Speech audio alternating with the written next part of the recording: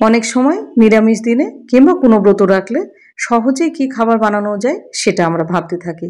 আর সেই কথা ভেবেই আপনাদের সামনে তুলে ধরেছি একটা স্বাস্থ্যকর জলখাবার, আলু পরোটা। কোনো রকম বেলাবেলি ঝামেলা ছাড়াই, সম্পূর্ণ নিরামিষ, পেঁয়াজ রসুন ছাড়া খুব সহজেই আজকে আপনাদের এই টিফিন রেসিপিটা করে দেখাবো।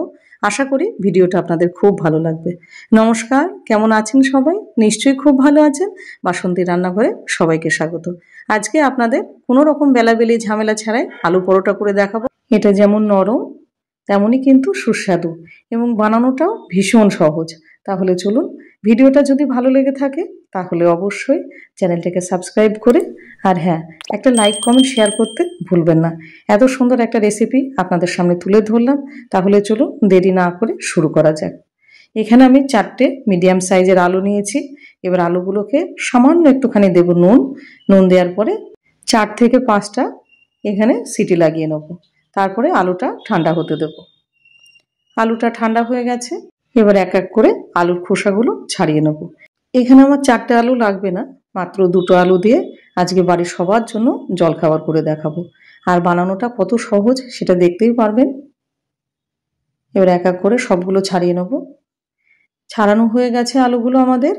এবার যেটা করতে হবে, একটা গ্রেটার নিতে হবে। এবার আলুগুলো ভালো করে গ্রেট করে নিতে হবে। এখানে 2টো আলু আমি রেখে দেবো, আর 2টো আলু দিয়েই করব। গ্রেট করা হয়ে গেছে। এই যে ঠিক এতটাই হলো, অনেকটাই হয়েছে। এবারে এই 2টো আলু আমি আলাদা রেখে দেবো। আপনাদের দেখালাম যে 2টো আলুই গ্রেট করেছি। এবার একটা বোলের মধ্যে নিয়ে নিলাম 1 চামচ গ্রেট করা আদা, 1 চামচ কাঁচা লঙ্কা কুচি এবং 1 চামচ ধনে গুঁড়ো। এবারে দিয়ে দেবো স্বাদ মতো লবণ।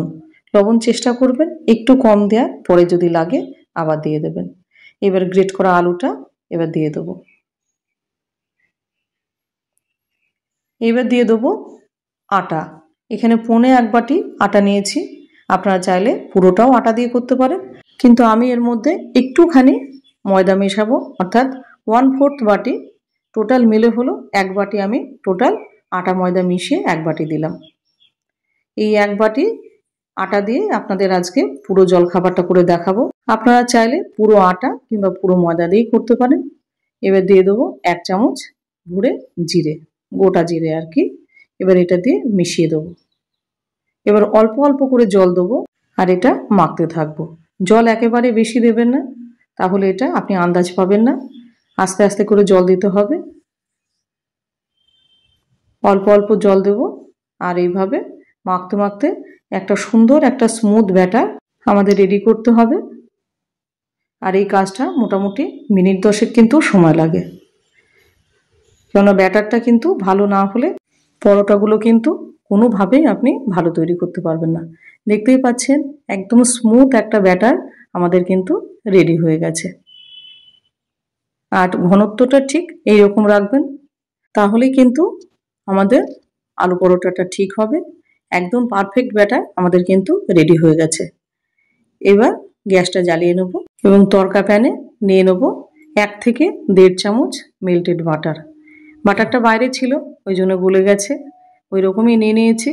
এবার এর মধ্যে দিয়ে দেবো 1 চামচ, ছোট 1 চামচ আর কি, হিং। যেহেতু পেঁয়াজ রসুন ছাড়া আজকে আপনাদের করে দেখাবো, ওই জন্য হিংটা ব্যবহার করেছি।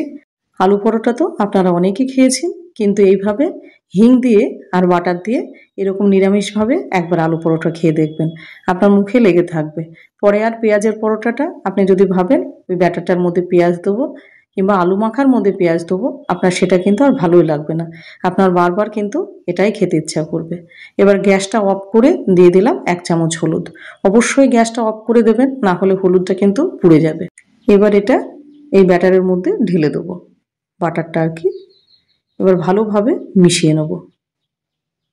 এই যে হিং দিলাম আর একটু বাটার দিলাম, এতে এর স্বাদটা একদম 10 গুণ বেড়ে যাবে, পরোটার স্বাদটা। যেদিন আমরা উপোস করি কিংবা নিরামিষের দিনে সহজে কি বানানো যায় সেটা ভাবতে থাকি, আর যদি এইটা এইভাবে ট্রাই করেন আপনার কিন্তু মনে হবে বারবার এটাই করি। এবার এটা মেশানো হয়ে গেছে, 10 মিনিটের জন্য এটাকে রেস্টে রেখে দেবো। 10 মিনিট হয়ে গেছে। এবার একটা ফ্রাই প্যানে অল্প একটুখানি তেল ব্রাশ করে নেব। এখানে আপনারা ঘিও দিতে পারেন, আমি তেল দিয়েছি। এবার দিয়ে দেবো 1 চামচ ব্যাটার। এবার ব্যাটারটাকে ভালো করে একটুখানি স্প্রেড করে নিতে হবে। এটা শুধু টেস্টই নয়, এটা যতটা সম্ভব আমি হেলদি করার চেষ্টা করেছি, কেননা তেলের ব্যবহার একদম যৎ সামান্য, আপনারা সেটা দেখতেই পারবেন। আর উল্টে দিলাম। এরপরে সামান্য একটুখানি উপর থেকে তেল ছিটিয়ে দেবো। এটা একটাই তেল ছিটালাম, কিন্তু এরপরে যেগুলো করব সব কিন্তু একবারেই ব্রাশ করে তারপরে আর তেল দেবো না। এবার এপিট ওপিট করে এটা ভেজে নিলাম। দেখতেই পাচ্ছেন, আপনার কি মনে হচ্ছে যে এটা হাতে বেলা নয়? এবার আবার একটুখানি তেল ব্রাশ করে নিলাম, আবার দিয়ে দেবো 1 চামচ ব্যাটার। আর এর পরের যেগুলো একবারই তেল ব্রাশ করে পরোটাগুলো পরপর করে নেব, আর উপর থেকে তেলের ছিটা দেব না। এটা একদম বাচ্চা থেকে একদম বয়স্ক যারা আছেন একদম চোখ বন্ধ করে নির্দ্বিধায় তাদেরকে পরিবেশন করতে পারেন।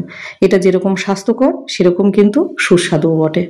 এখানে আমি আর তেল ব্যবহার করব না, একবারই যতটুকু তেল ব্রাশ করে নিয়েছি। এবার এক এক করে এইভাবে সব পরোটাগুলো ভেজে নেব। কত সহজে বানানো হয় দেখতেই পাচ্ছেন। একটা পরোটা ভাজতে মোটামুটি 4 থেকে 5 মিনিট সময় লাগলো। আর সব পরোটাগুলো রেডি হয়ে গেছে। আর আপনার কি দেখে মনে হচ্ছে এটা হাতে বেলা নয়? দেখুন কত সহজে বানিয়ে ফেললাম, কোনো রকম বেলাবেলি ঝামেলা ছাড়াই আলু পরোটা। সম্পূর্ণ নিরামিষভাবে একটা সুস্বাদু এবং স্বাস্থ্যকর জলখাবার আপনাদের সামনে প্রেজেন্ট করলাম। ভিডিওটা আপনাদের কেমন লাগলো? আশা করি আপনাদের ভিডিওটা খুব পছন্দ হয়েছে, কেননা এত সহজে আলু পরোটা আপনি বানিয়ে নিতে পারবেন।